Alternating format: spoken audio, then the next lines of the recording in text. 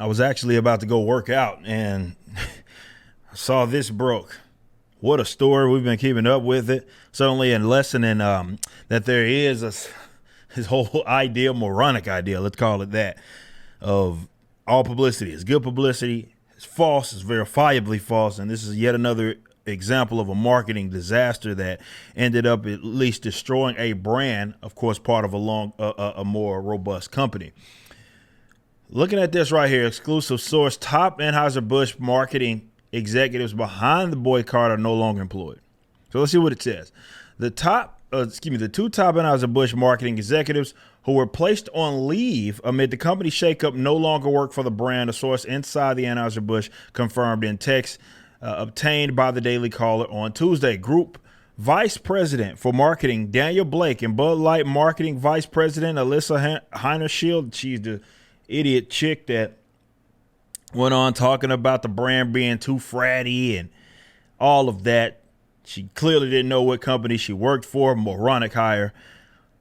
Also says that according to the text messages with the current regional head of marketing, the caller is granting an amenity to the source.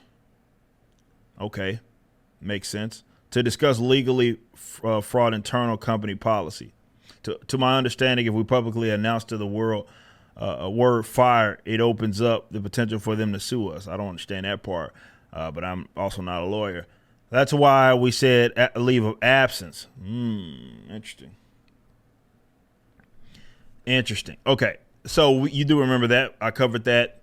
I did both videos. I did a video on the Alyssa chick and the other person also being kind of stepping down and being a leave is what they called it. And now it does appear that they actually were fired.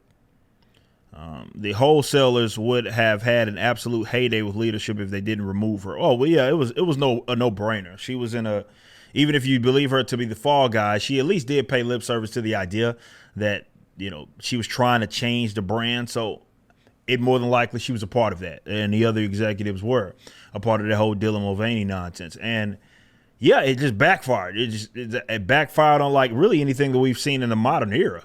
But something I've been trying to get non-leftists to understand is their power to be able to change things through just economics, through withholding their dollar. You're not forced to buy this product. This is all optional.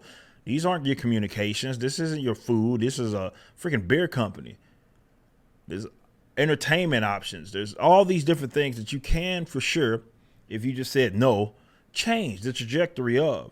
Now, yes, there's a larger brand here in Anheuser-Busch. So, yes, if you do want to really make them hurt, you're going to have to withhold giving money to the larger beer brand. But even then, again, they're not the only guys around, not the only gig around town by any means.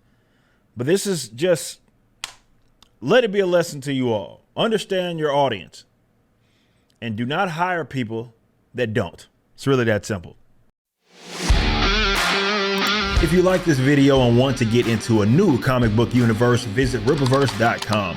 Our first campaign for iSum 1 hit $3.7 million, and the pre-order campaign for iSum 2 is currently live. So go check it out and watch the official launch trailer, which is the first animation of Rippaverse Studios.